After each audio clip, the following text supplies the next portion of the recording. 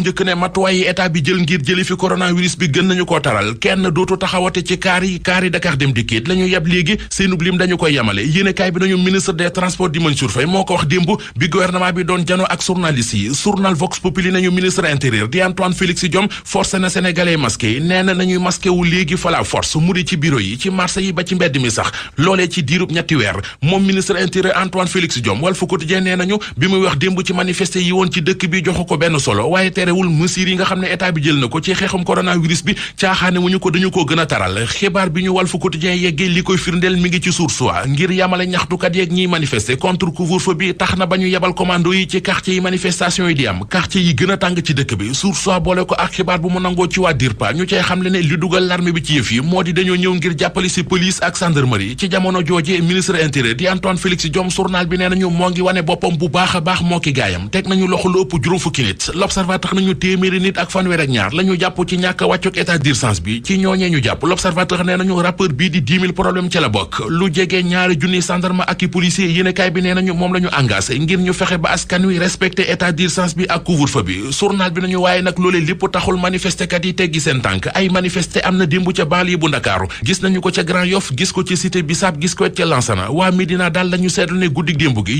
yëngaluñu lu yëngulu ne la ko yëngala ko ëpp doole li waral li lépp de coronavirus bi vaccin di ñàkk ba ñu cay yaakaar ministre de la santé Abdoulaye Diouf Sarr mi ngi xamle ci Vox Populi ne Sénégal dana ci def kéemtalaay kàttanam bu wuti ñàkk yi ñëw ñàkk waa réew mi Source A nañu Mame Ndiare di Abdoulaye Diouf Sarr wax na ne ci weeru mars gi di ñëw ci la ñu war a jot ci ñàkk yu njëkk yi Le Quotidien nañu nee na it commande vaccin yi dinañu ko jébbal njiitu réew mi àllarba ji di ñëw enquête dina kay nañu ñàkk yooyee ñuy wax ak ni ñu leen war a doxale ba léegi suñum réew di Sénégal taxawaay bi mu ci am dese naa leer ndax bu weesoo li ñuy séentu ci initiative COVAX kilifa yu Sénégal yi ñoo ngi seet seen pexe bopp ngir mën a am yeneen i vaccin Abdoulaye Diouf Sarr nañu li ñu fas yéene moo di dem wuti vaccin yi gën a efficace ngir aar suñu askan wi yépp ñu amuk jaaxle ci mbiri xale bu jigéen bii di Diary Sow ubbi l'Observateur Diary Sow benn doomu Sénégal bu jigéen la newoon ca France moo gagné woon concours général